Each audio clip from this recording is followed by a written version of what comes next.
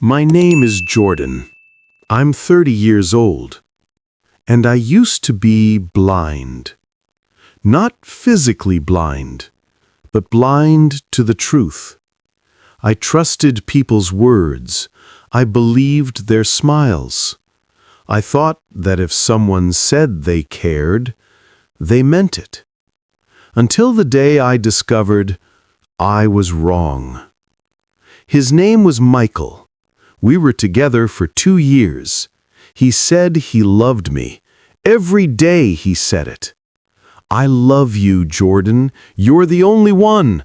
I would never hurt you. I believed him. Why wouldn't I? His words were so beautiful. But something felt wrong. Small things. Things I couldn't explain. Sometimes when we talked, he wouldn't look at me. His eyes would drift away. Sometimes his voice would get higher when he answered my questions, like he was nervous. Sometimes he would cross his arms when I asked him about his day, building a wall between us. But he said he loved me, so I ignored these feelings. I called myself paranoid, insecure. Until the day I found out the truth.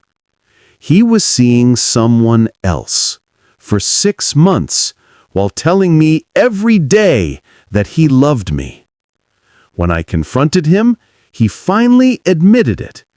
But even then, he tried to lie, to minimize, to protect himself. And I realized all the signs were there. His body was telling me the truth, but I didn't know how to read it. I felt so stupid, so blind. How did I miss it? After we broke up, I became afraid. Afraid to trust anyone. Afraid to believe any words. Afraid to open my heart. Because if words can lie so easily, how do you know what's real? For months after the breakup, I was lost. I questioned everything, everyone. My friends would say, "Jordan, you seem okay." But I wasn't okay. I was scared of being fooled again. At work, I didn't know who to trust. When my boss said, "Good job," did he mean it? Or was he just being polite? When my coworker said, "I'll help you with that project," would he really help? Or was it just empty words? I felt like I was walking through a world of masks. Everyone performing, everyone hiding. One day, I was sitting in a coffee shop, alone, watching people, trying to understand them. That's when I noticed her. An older woman sitting at the table next to me. She was watching people too, but differently. Like she could see something I couldn't. A couple walked in. They were holding hands, smiling, looking happy. But the woman next to me shook her head softly. 6 months, she whispered to herself. Maybe less. I was curious. "Excuse me," I said. She looked at me with kind, wise eyes. "That couple? They won't last. 6 months at most." I looked at the couple again. They looked perfect. "How do you know?" She smiled.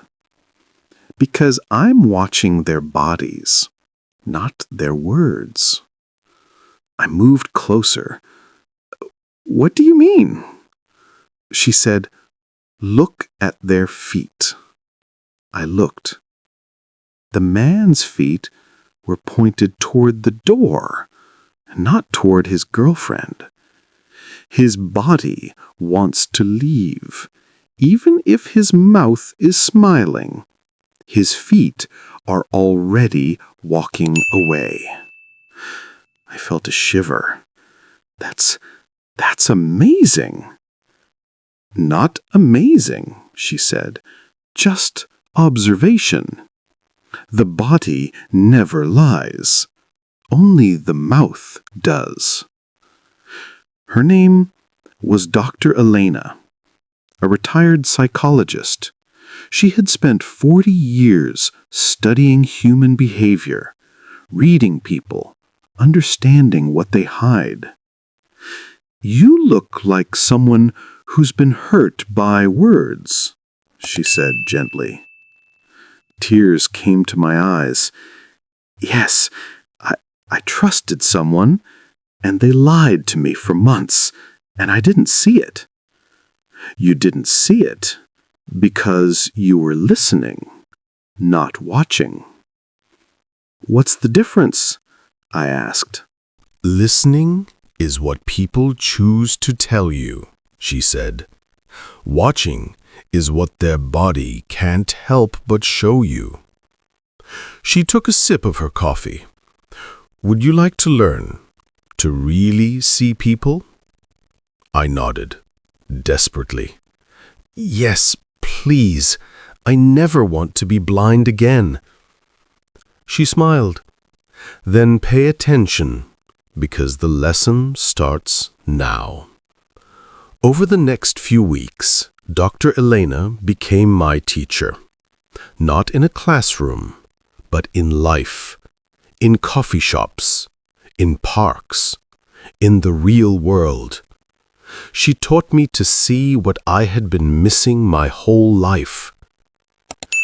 Lesson 1, she said one afternoon, the eyes. We were watching a mother talk to her daughter. The daughter was saying, "I'm fine, Mom, I'm happy." But her eyes were dim, empty, sad. Watch her eyes, Dr. Elena said. They're not shining. They're not alive. When someone is truly happy, their eyes sparkle, like they have a light inside. I watched. She was right. The girl's mouth was smiling, but her eyes looked dead. Why would she lie to her mother?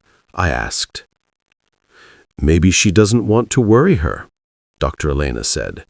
Maybe she doesn't even realize she's sad. But the eyes don't lie. They speak from the heart, not the brain. She taught me about eye contact, too. When someone is honest, their eyes are calm, natural. They look at you, then away, then back. It's a rhythm, relaxed. But when someone lies, it's different.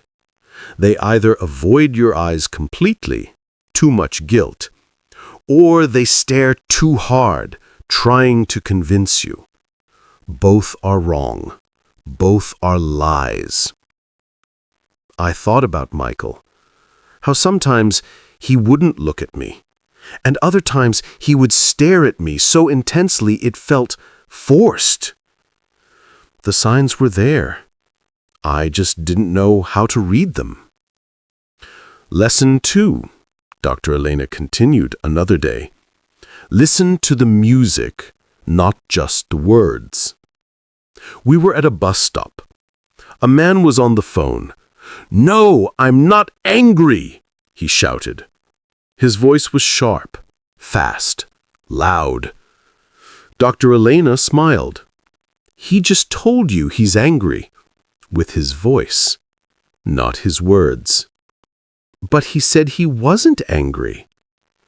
And his voice said he was lying. When the music doesn't match the words, believe the music, the tone, the pitch, the speed. These are honest. These come from emotion, not thought. I started listening differently after that, to the way people said things, not just what they said. A coworker said, "I'm fine with that decision." But her voice was tight, cold. She wasn't fine. A friend said, "I'm happy for you." But there was a tiny pause before the word happy. She was lying. The music always tells the truth. The more Dr. Elena taught me, the more I began to see. It was like learning a new language, a secret language everyone speaks, but nobody teaches. Lesson 3, she said one morning. The body builds walls.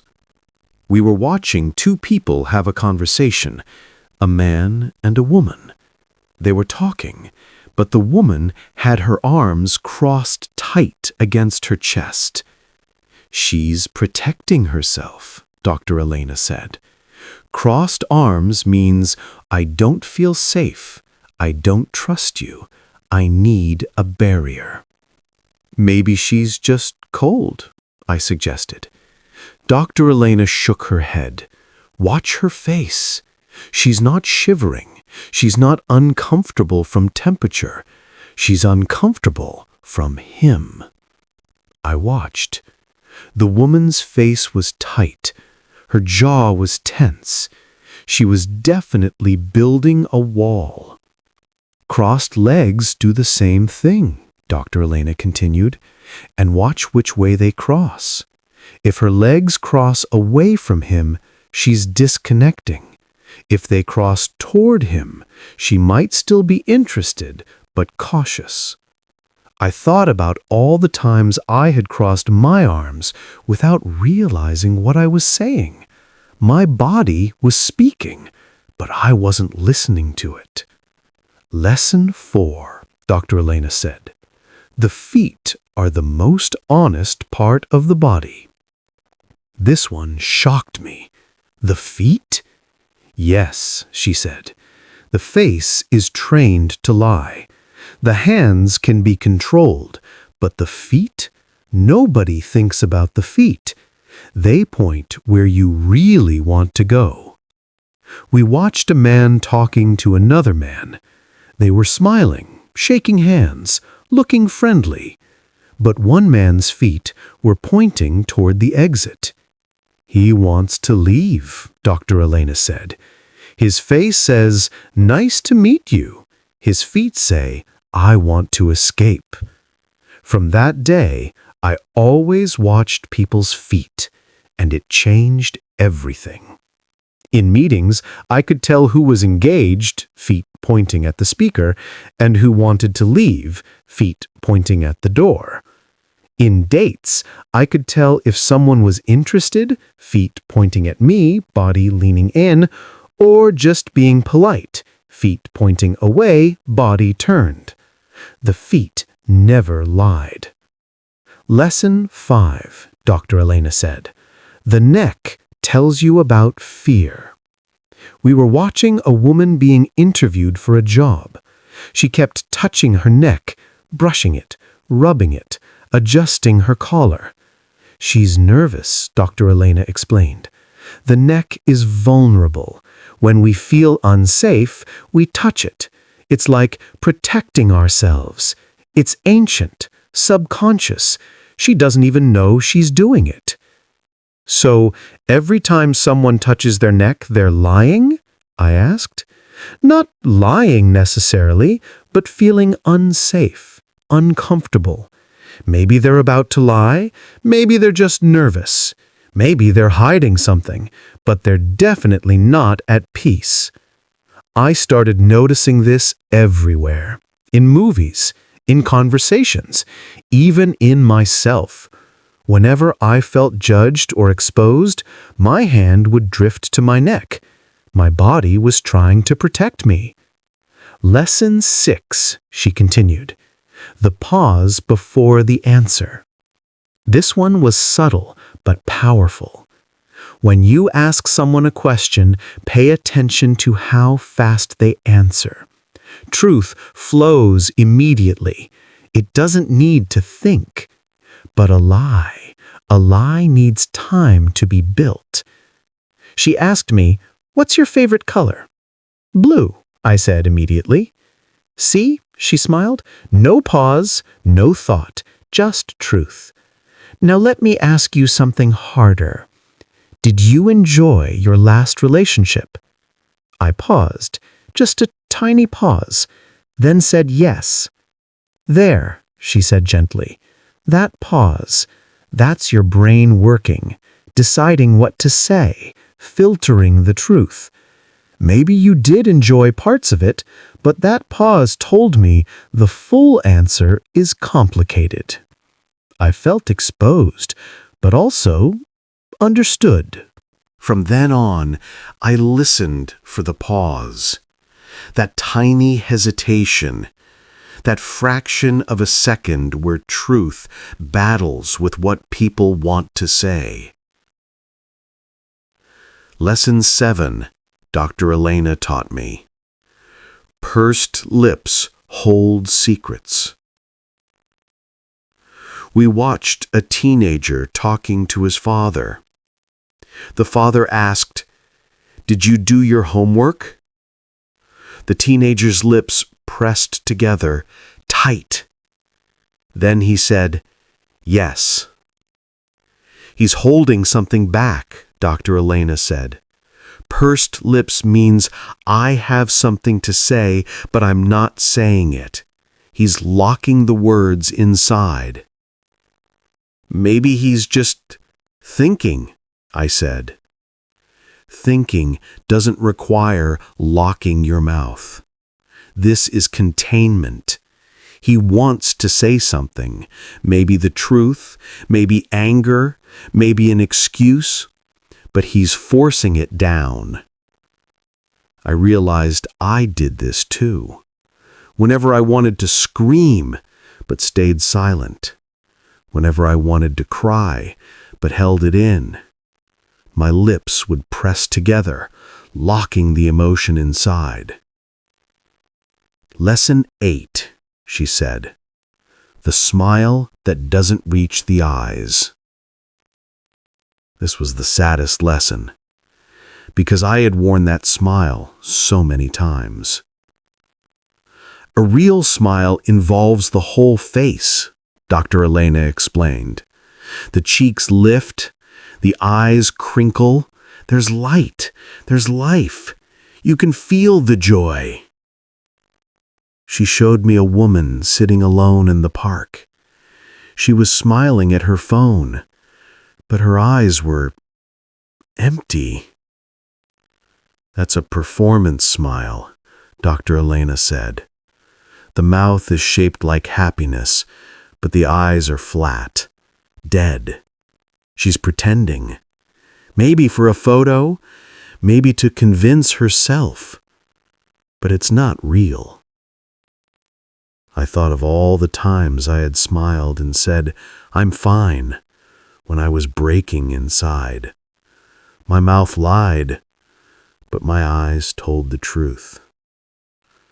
Lesson 9, she continued. Mirroring shows connection. We watched two friends talking in the coffee shop. One leaned back. A few seconds later, the other leaned back too. One picked up her coffee, the other picked up hers. They're mirroring each other, Dr. Elena said. It's subconscious. When people feel connected, safe, and aligned, their bodies start to move together like a dance. And when people don't mirror, I asked? Disconnection, distance, distrust. Their bodies are saying, "I don't want to join you in your energy." I thought about Michael. Toward the end, we stopped mirroring each other. He would lean forward, I would lean back. He would smile, I would stay serious. Our bodies were already saying goodbye. Lesson 10, Dr. Elena said. Silence is full of meaning. When someone goes silent after you ask them a question, don't fill that silence. Don't rescue them. Wait. Because that silence is full of emotion, full of truth they're afraid to speak. I practiced this, and it was hard, because silence feels uncomfortable. We want to fill it.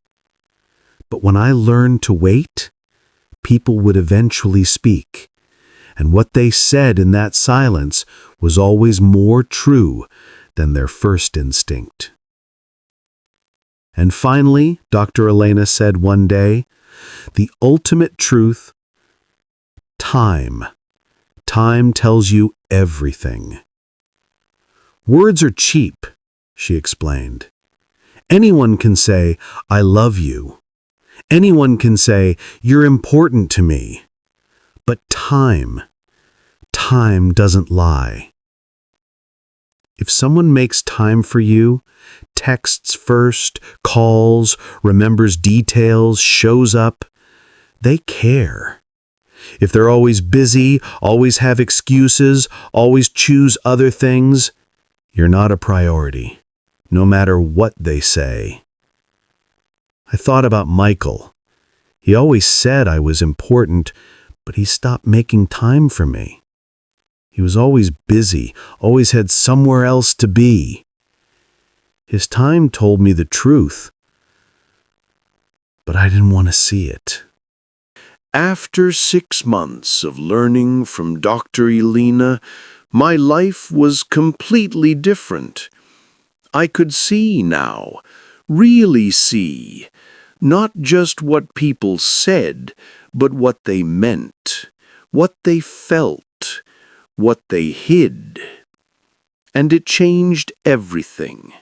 At work, I could tell when my boss was genuinely pleased. His eyes would shine. Or, just being polite, the smile wouldn't reach his eyes. With friends, I could tell when they were truly happy for me. They would mirror my energy, or secretly jealous. They would cross their arms and their voice would get tight. In new relationships, I could tell if someone was genuinely interested. Feet pointing at me, eyes calm and warm. Or just passing time, feet pointing away, hands touching their neck nervously. But the most important change was this. I learned to read myself. I noticed when my body said no, even when my mouth said yes. I noticed when my arms crossed, telling me I felt unsafe. I noticed when my eyes dimmed, telling me I wasn't truly happy. And I learned to listen to my body, to honor what it was telling me. One day, I met someone new. Let's call him Daniel. He was charming, said all the right words, complimented me, made promises. The old me would have believed everything, would have fallen for the words. But the new me watched his body. When he talked about his ex, his eyes looked away. Guilt. When I asked about his job, there was a tiny pause before he answered. Calculation. When we sat together, his feet pointed toward his phone, not toward me. Distraction. His words said, I really like you, but his body said, I'm not sure. I'm not fully present. I'm not being completely honest. So I thanked him for the coffee and I walked away. The old me would have ignored the signs, would have given him a chance, would have gotten hurt. But the new me protected myself by watching, by seeing, by believing the body, not the words. A few months later, I met Dr. Elena for coffee one last time. You look different, she said with a warm smile. I feel different, I said. I feel powerful, not in a mean way, but in a protected way. I can see now. What's the most important thing you learned? She asked. I thought for a moment that the truth is always there. People might hide it with words, but their body shows it if you know how to look. She nodded. And what will you do with this power? I said, protect my peace. Build real relationships with people whose bodies match their words, and walk away from people whose actions don't align with their promises. She said, that's wisdom. Before we parted, she gave me one last piece of advice. Remember, Jordan, this skill is not a weapon, it's protection. Use it to build trust, not destroy it. Use it to see people clearly, not to judge them harshly. Because everyone hides something sometimes. Everyone is afraid. Everyone is human. Use your sight with compassion. See the truth, but also see the pain behind the lies, the fear behind the walls, the loneliness behind the fake smiles. That's when you truly understand people, not just read them. I hugged her. Thank you for teaching me to see. You always had eyes, Jordan. I just taught you how to use them. And that's how I learned to read people, to see beyond words, to understand the truth that bodies tell. Maybe you've been hurt by lies too. Maybe you've trusted words and ignored the signs. Maybe you've wished you could see what people really mean. I want you to know you can learn this. It's not magic. It's observation. It's attention. It's believing what you see, not just what you hear. Start small. Tomorrow, watch someone's eyes when they talk. Are they calm, shining, or avoiding, empty? Listen to the music behind their words. Does the tone match the message? Or is there a mismatch? Watch their body. Are their arms open or crossed? Are their feet pointing at you or away? Notice the pauses, the neck touches, the pursed lips, the fake smiles that don't reach the eyes. Watch if they mirror you, if they make time for you, if their actions match their words. The truth is always there. Your job is just to see it. But remember, use this wisdom with love, with compassion, with understanding. Because everyone hides something, everyone is scared, everyone has built walls to protect themselves. See the truth, but also see the human behind it. That's when you become truly wise, not just observant, but understanding. Watch the body, but look with your heart. Thank you for being here. Thank you for learning with me. I'll see you in the next story.